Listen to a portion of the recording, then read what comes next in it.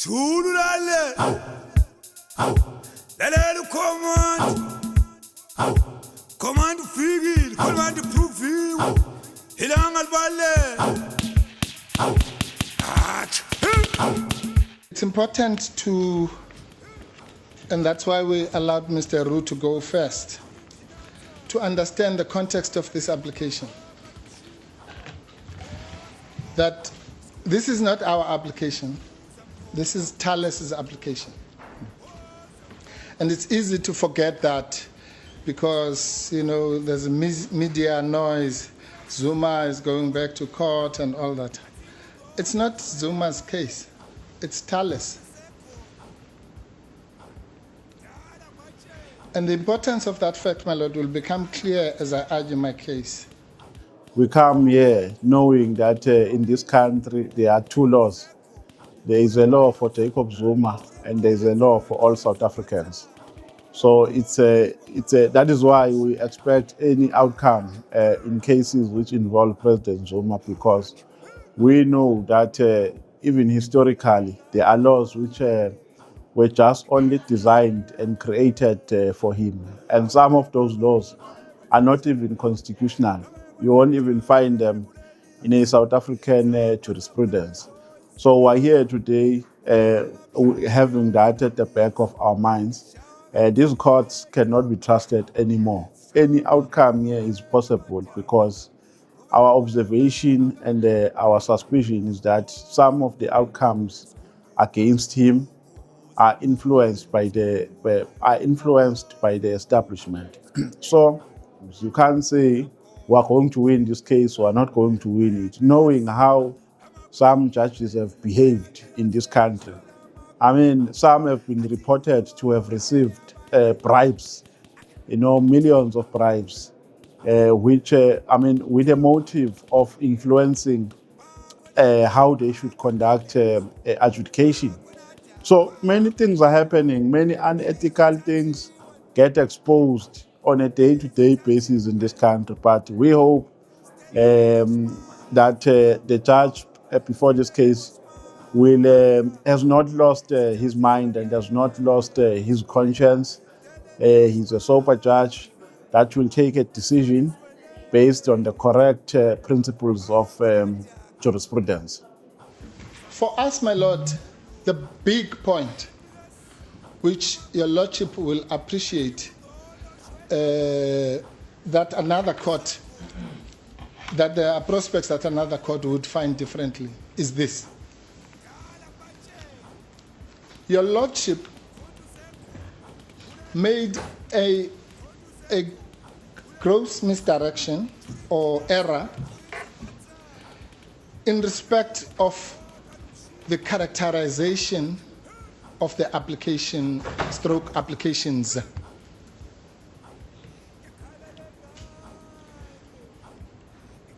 And having said that, I will jump to your Lordship's defense, because that error, my Lord, with the greatest respect, was initially caused by the state.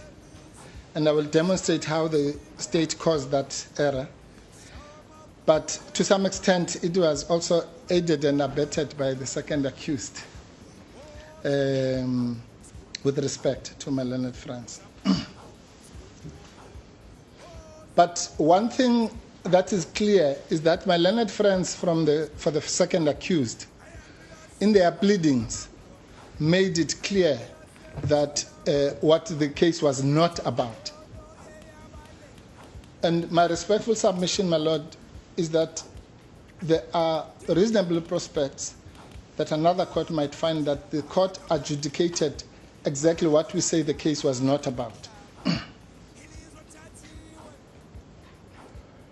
And that was caused by the state which dragged the case, as it were, or redefined it conveniently.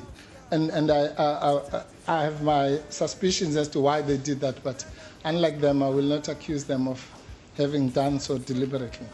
What has happened here today is that our legal team, or the legal team for President Zuma, has done exceptionally well. Advocate Mpofu in particular, he's with Advocate Masuku. And then for the co-accused, I think they did well as well.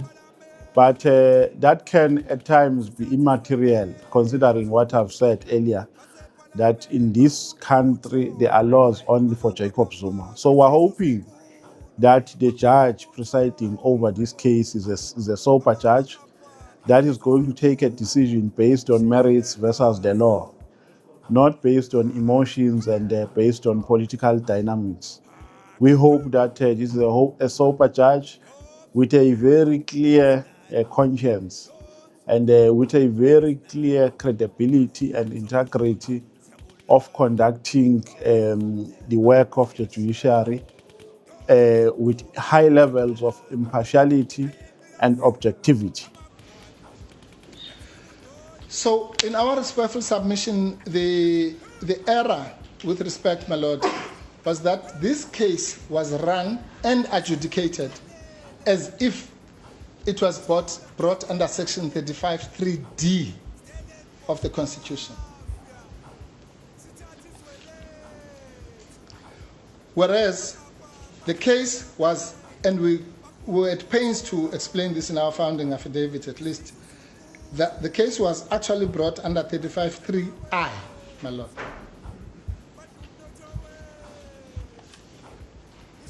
And I will demonstrate very briefly, my Lord, why that mistake permeates the entire judgment and how it arose. Your Lordship will not need my convincing on the notion that fair trial rights as defined in Section 35(3)(d) are a separate and distinct matter to fair trial rights as explained in 35(3)(I) or any other, I think F is the right to legal representation and so on. All of them are different. And when the court inadvertently, with respect, then determines the matter on the basis of the one when it is the other, then that alone is a matter which a higher court would have to determine. So just that aspect, my Lord, is sufficient for your Lordship to grant leave to appeal. The courts are reluctant to simply stay a prosecution. I mean, this could be multiple murders and all sorts of things. So if you come and say, well, you know, I'd like the case to be stopped because it has taken too long, the court it has to set a high bar. That test does not apply to 35(3)(I) for good reasons. My Lord, let me, before I develop that point, I want to demonstrate how this problem arose. If your Lordship would go to 124 or 123 of the previous record, I'll take your Lordship there. Yes, your Lordship doesn't have to go right now. At paragraph 141 of the affidavit of our learned friends, of Mr. Downer, it says, this is now the gist of their defense. As matters stand, therefore, Thales has not established that due to the delay, so that's 35(3)(d), and especially the deaths of Mrs. Moynot and Tettard, it will suffer any trial prejudice and is in the legally relevant sense, namely, and then they repeat exactly the Bodmer test, that the delay has inevitably and irremediably tainted the overall substantive fairness of the trial if it were to commence, because there is no way in which the fairness of the trial can be sustained. Those words come literally from Bodmer versus Ernst. And then they say, Thales has not established the exceptional circumstances necessary to warrant amounts to the extraordinary remedy of a permanent stay of its prosecution prior to the commencement of the hearing. So they responded to the matter as if the Thales application is a permanent stay application, which it was not. Then they say the proper course to follow and so on. Now, if you then go to the last paragraph of their affidavit, my Lord, makes it clear it's 140. Lordship can just note that it's paragraph 192 at page 140, paginated page 140. This is now the coup de grace at the end of the case. They said, although the relief Thales is seeking is, as far as the state is aware, unprecedented, the state does not take issue with Thales seeking such relief because, in substance, it is seeking a permanent stay of prosecution based on alleged infringement of his constitutional rights to a fair criminal trial. Well, that was completely wrong. It was a deliberate, well, I don't know if I want to go that far, but it was a mischaracterization of the application of Thales, and certainly the application by the first accused. Not even my learned friends can contest, my lord, the fact that Mr. Tetad is a key witness, pivotal. If there's another big word, I'll ask Mr. Masuku for it. But the point, my lord, is that this case, we must not forget what this case is about. If you walked around in the street, my lord, and asked anybody, what is Mr. Zuma in court for? They're going to say it's an arms deal case. What about the arms deal? Encrypted facts. Everybody knows that. People who don't know all the facts about this case as we do know those two things. The author of the encrypted facts is dead.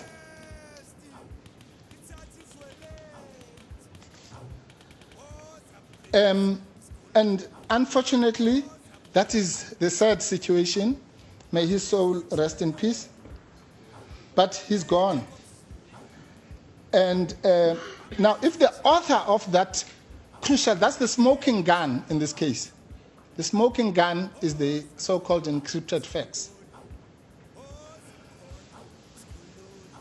If the person who wrote the facts, who says in an affidavit before your lordship, this fact is being misinterpreted.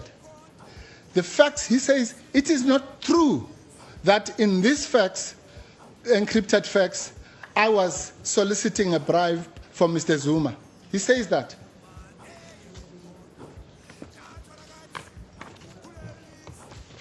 And that statement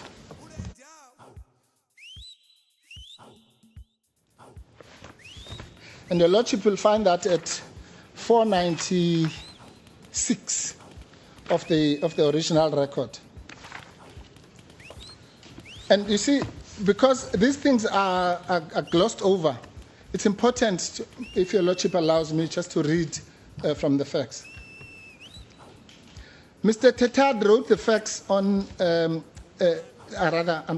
affidavit.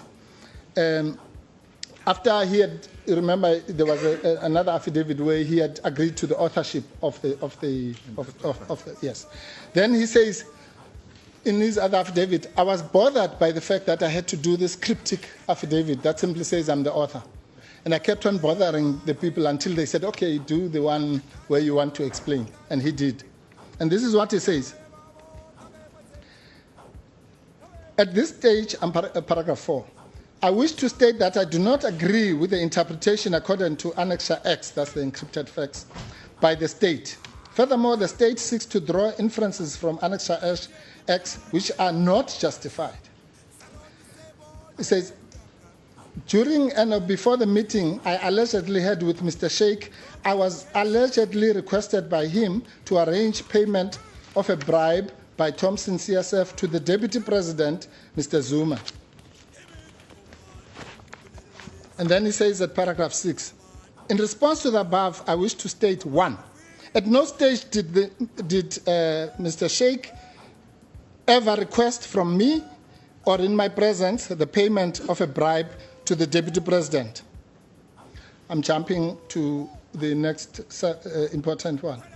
The document Annexure H was never, to my knowledge or on my instruction, typed or faxed. And then it says it was merely a rough draft of a document in which I intended to record my thoughts on a separate issues in a manner which was not only disjointed but also lacked circumspection. And then that's the gist, my lord. In other words, the author of the encrypted facts and this affidavit says it is not what the state says it says. Now, of course, Your Lordship knows sufficiently that that is the stuff cross-examination is made of. If Mr. Tetad was in the box right now, Mr. Roux has a right to call him to adduce his evidence to support his case. But we have a bigger right, my lord, to cross-examine him. Because, as Your Lordship knows, we have a right, the right to cross-examine even a co-accused. Both of those rights, in respect of Thales and ourselves, to adduce and to cross-examine, are contained in Section 35(3)(I), and both of them are gone forever. You'll remember that the MK Party has its own perspective on how the South African justice system should look like. And we think that that perspective can actually cure the current quagmires that are intrinsic in our South African justice system. Because we know for a fact, based on what has been reported and based on our observations, that the current South African justice system is highly compromised. And why is it highly compromised? It's because of politics. Politics are at play. Politicians are putting pressure over judges, and they try to influence them to take particular decisions in their favor.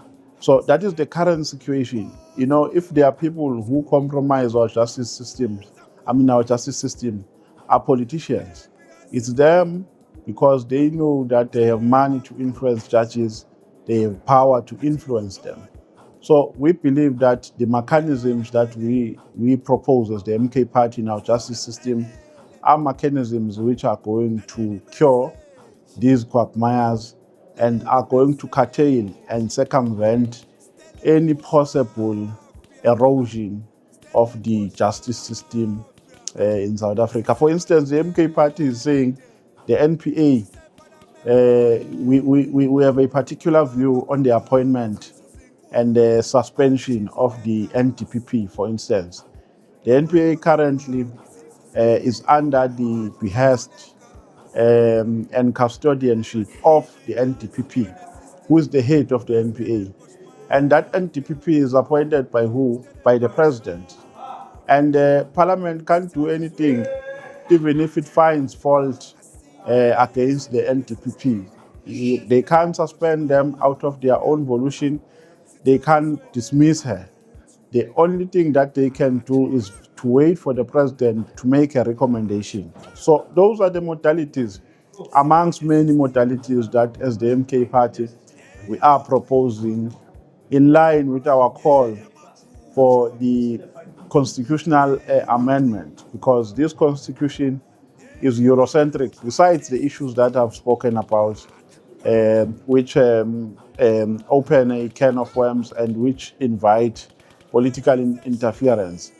But on the other hand, it is Eurocentric in that it is not reflective of African values and traditions. What's a system? What is a crime?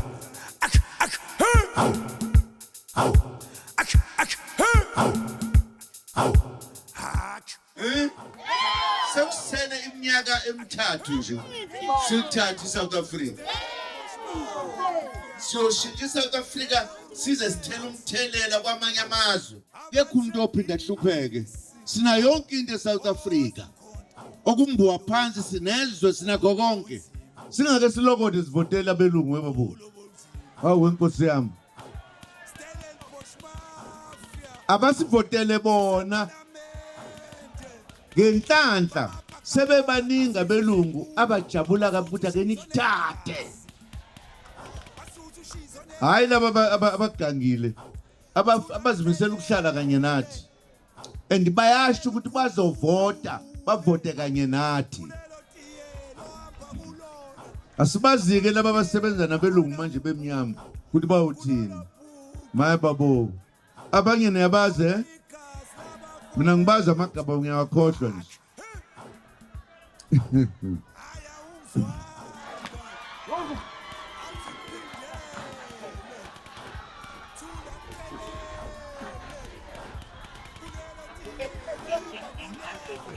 umshini wami mshini wami umshini wami mshini wami umshini wami we baba